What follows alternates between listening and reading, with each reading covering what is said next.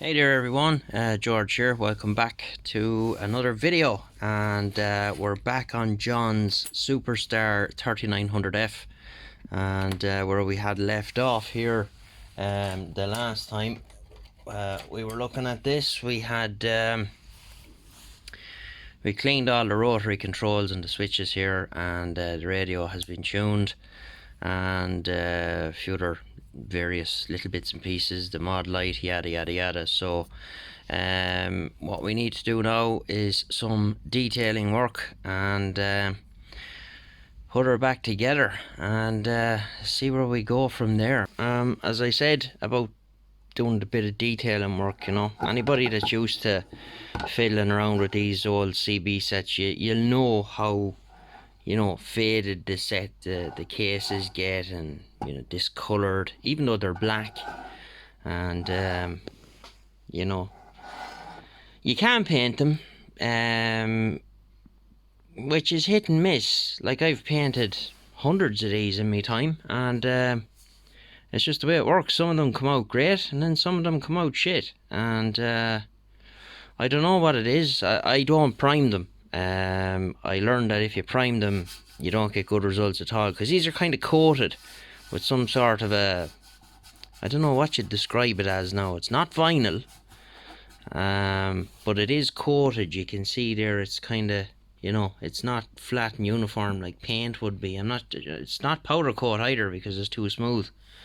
But anyhow, you know, they end up looking a bit faded. So, little trick from my car detailing side of things, and it just brings the luster back to them, and makes them look, you know, like they did the day it was taken out of the box for the first time. You know, you'll still see the few scrapes that's here and there, you know, bits of bracket rash and stuff like that, but by and large it's quite a considerable visual improvement over that.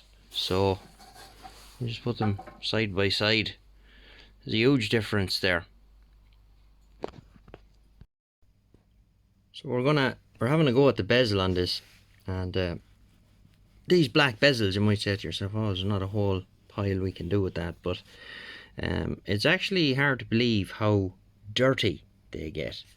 So the left side of this bezel that you see here now is not done, and the right side is done. So now the scratches, unless you wanted to get really silly with water paper and the whole lot, you could take maybe 70-80% of those away, but that would take hours. So here's what it looks like after what I've done. So you'll see the difference. You can see the line. So it's clean and shiny. Now unfortunately you can see the reflection of the lights there. The scrapes are still there, but there's a big difference. You can't really make out the reflection of the lights there. It's more of a blur than anything. So I just think it makes it look better, you know. The case is back on, and give the back panel a bit of a clean, and we have the painted in the stamped in letters. This is something I've started doing lately. I think it looks cool. So yeah, cases look well. He polished up the heads of the screws and the whole lot, so she looks in reasonably good shape now. And spin it around. Okay, John, there you go. She's all back together, and your decal, carbon fiber effect, green text, and Johnny 5 under the meter, and your green lines on your controls. So I think that came out quite well, and we'll just leave it there with a few parting shots, and we'll be on to you fairly soon, John, about getting her home. And I hope you like it as much as I enjoyed building it for you.